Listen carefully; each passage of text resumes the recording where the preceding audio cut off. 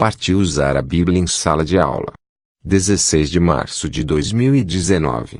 Eli Takimoto. O ministro da Educação Ricardo Vélez anunciou Iolene Lima para chefiar a Secretaria Executiva do MEC.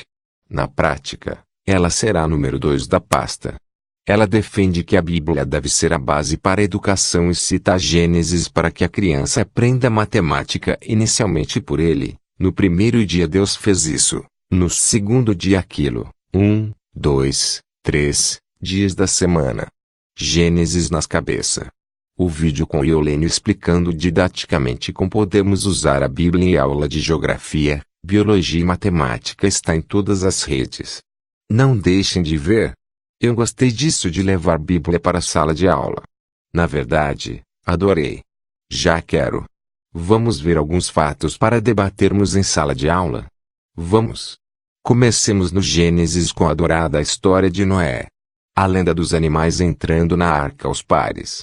Deus condenou os seres humanos e resolveu, com exceção de uma família, afogar todos eles, incluindo as crianças, e também, por via das dúvidas, o resto dos animais, presumivelmente os inocentes, de certo.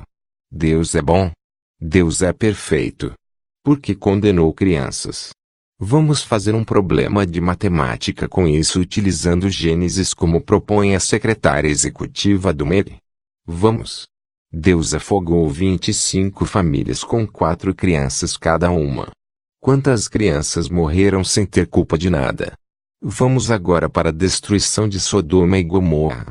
Foi Ló, sobrinho de Abraão, o escolhido para ser poupado junto com a sua família por ser especialmente correto. 2 anjos foram enviados a Sodoma para avisar a Ló e dizer que ele saísse da cidade antes da chegada do enxofre. Ló recebeu os anjos com hospitalidade, e então, todos os homens de Sodoma reuniram-se em torno da casa dele e exigiram que Ló entregasse os anjos para que eles pudessem sodomizá-los. Onde estão os homens que vieram para sua casa esta noite?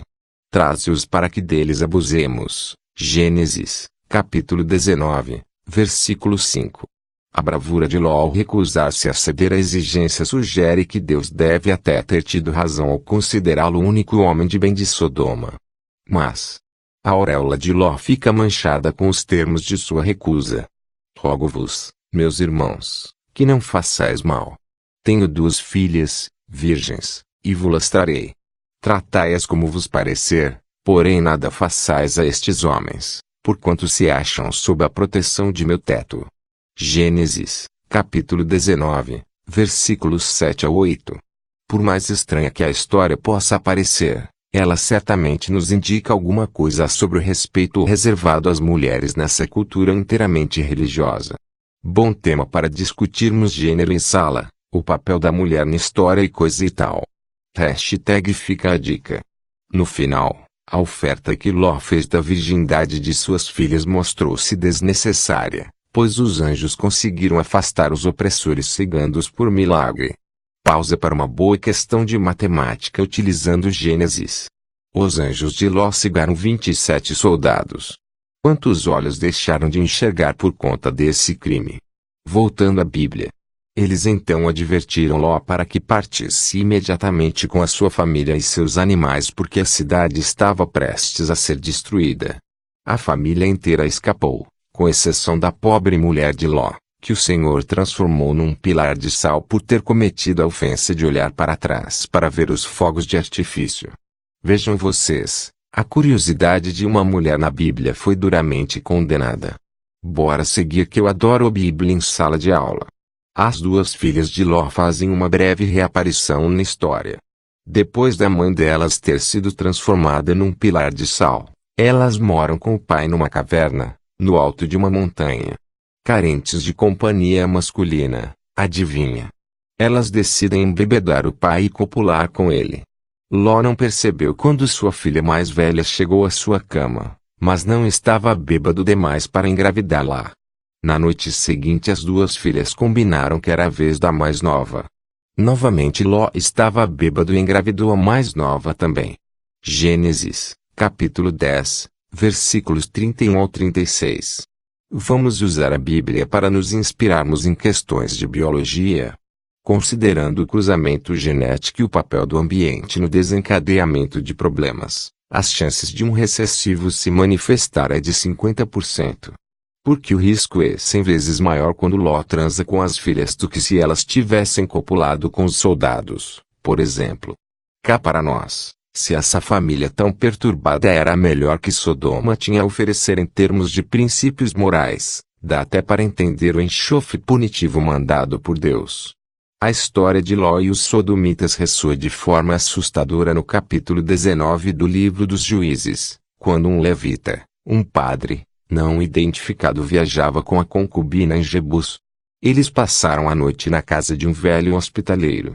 Enquanto jantavam, os homens da cidade chegaram e bateram à porta, exigindo que o velho entregasse o seu convidado, para que dele abusassem. Praticamente com as mesmas palavras de Ló, o velho disse: Não, irmão meus, não façais semelhante mal. Já que o homem está em minha casa, não façais tal loucura. Minha filha virgem é concubina dele. Trarei para fora. Humilhai-as e fazei delas o que melhor vos agrade. Porém a este homem não façais semelhante loucura. Juízes capítulo 19, versículos 23 ao 24. Acho o termo humilhai-as especialmente aterrador. É como se dissesse: divirtam-se humilhando e estuprando a minha filha concubina desse padre, mas mostrem o devido respeito por meu convidado, que, afinal de contas, é homem. A concubina não teve a mesma sorte que as filhas esquisitas de Ló. O levita entrega a multidão que a estupra coletivamente a noite inteira. E eles a forçaram e abusaram dela toda a noite até pela manhã. E, subindo a lava, a deixaram. Ao romper da manhã, vindo a mulher, caiu à porta da casa do homem, onde estava o seu senhor, e ali ficou até que se fez dia claro. Juízes capítulo 19, versículos 25 ao 26. De manhã o levita encontra a concubina prostrada na porta e diz: Levanta-te, e vamos. Mas ela não se moveu. Estava morta. Então ele tomou um cutelo e, pegando a concubina, a despedaçou por seus ossos em 12 partes. E a enviou por todos os limites de Israel. Sim. Você leu certo. Pode olhar em Juízes, capítulo 19, versículo 29. Vamos fazer um probleminha de matemática utilizando as partes do corpo da concubina para estudar fração. Vou passar essa. Podemos ir além nessa história bíblica que deve ser debatida em sala de aula. Havia um motivo para esse esquartejamento: provocar uma vingança. E deu resultado, pois o incidente causou a guerra de desforra contra a tribo de Benjamim, na qual, como o capítulo 20 de Juízes plenamente registra, mais de 60.000 homens foram mortos. Matemática. Probleminhas. Vamos fazer? Deus é o matemático mais perfeito que existe, segundo Mc. Bora. Depois eu faço. Continuando. Essa história é tão parecida com a de Ló que não dá para não especular se algum fragmento do manuscrito sem querer não se misturou em algum escritório esquecido de um monastério. Calma que isso não é nada. As aulas podem ficar ainda mais interessantes. Abram a Bíblia na página tal. Hoje a aula vai ser sobre Abraão. Todos os episódios desagradáveis citados acima não passam de pecadilhos se comparados à infame lenda do sacrifício de filho de Abraão, Isaac. Deus determinou que Abraão transformasse o seu filho querido em oferenda em forma de fogo. Abraão construiu um altar, colocou lenha sobre ele e amarrou Isaac sobre a lenha. Questão sobre física boa aqui. Como o atrito gera calor, a faca assassina já estava em suas mãos quando um anjo interveio drasticamente, com a notícia de uma mudança de planos de última hora. Deus estava apenas brincando, no fim das contas, estava apenas testando a fé de Abraão. Ufa! Mas, como uma criança conseguiria se recuperar de tamanho trauma psicológico? Fica a dica para aulas de moral cívica. Podemos discutir que Deus foi bom pois poupou a vida de Isaac no último minuto. Isso prova que Deus realmente é bom, mas quero ver como vai explicar a onisciência se baseando nessa história. Porque ele não foi capaz de entrar na cabeça de Abraão e poupar a criança do trauma. Vai ser um excelente debate. Em Juízes, capítulo 11, O líder militar Jefté fez uma troca com Deus, combinando que, se Deus garantisse a vitória de Jefté sobre os amonistas, Jefté sacrificaria, sem falta, na fogueira, aquele que sair primeiro da porta da minha casa e vier ao meu encontro, voltando eu. Analisar a gramática e o estilo da Bíblia nas aulas de português. Não faltam frases interessantes. Jefté tinha a mesma intenção de derrotar os amonistas e voltou para casa vitorioso. Como era de se esperar, sua filha, única filha, saiu de casa para recebê-lo e, que pena, foi a primeira a sair pela porta. Jefté rasgou suas roupas, compreensivelmente, mas não havia nada que pudesse fazer. Deus estava ansioso pela oferenda prometida, e dadas as circunstâncias, a filha, respeitosamente, concordou em ser sacrificada. Ela só pediu permissão para ficar 2 meses na montanha para lamentar a sua virgindade. Ao fim desse período ela voltou, obediente, e seu pai a cozinhou. Deus não achou por bem intervir neste caso. Questões sobre geografia e biologia aqui. Pressão em montanhas, falta de oxigênio, hemácias e coisa e tal. Vou adorar chegar em sala com o Novo Testamento. Venha em mim, Mec. Jesus, meu ídolo. Se Jesus não era comunista, era radicalmente contra um sistema que permite que uns tenham de tudo e outros quase nada. E mais. Jesus estaria a favor, certamente, das políticas sociais instaladas no Brasil no governo do PT, pois ele foi o cara que distribuiu pão e multiplicou os peixes e só depois é que ensinou a pescar porque sabe que quem tem fome tem pressa. Jesus seria contra essas reformas todas que só prejudicam os pobres e seria #ele não, nas cabeças. Petralhudo, mortadelaço ou algo que valha seriam os apelidos de Jesus. Jesus era um típico pé rapado. Vivia descalço de vestidão, parecia que nunca viu um pente e uma tesoura para parar aquela barba. Ele era contra o consumismo, meus alunos. Parecia um universitário de humanas. Percebem? Não tinha vaidades, não usava terno e maletas, principalmente, não tinha preconceito algum. Jesus não julgou ninguém. Atire a primeira pedra aquele que. É a frase mais LGBT que eu já vi nesse mundo.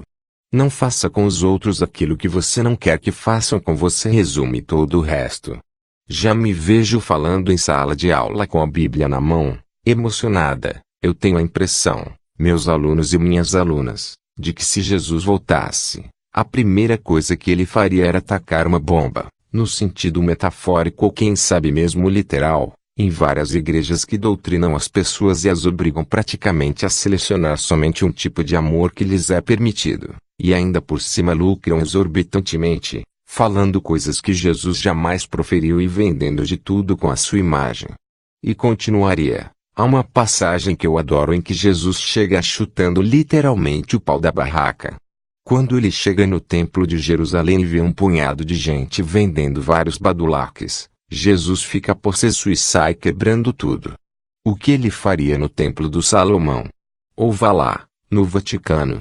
O que ele faria vendo Malafaia oferecendo todos os dias produtos em sua rede? Jesus queimaria pneus no meio de estrada contra medidas que estão querendo nos impor que prejudicam a classe trabalhadora. Vamos debater esse tema, turma. Concluiremos em sala de aula que se Jesus voltasse, ele seria crucificado de novo.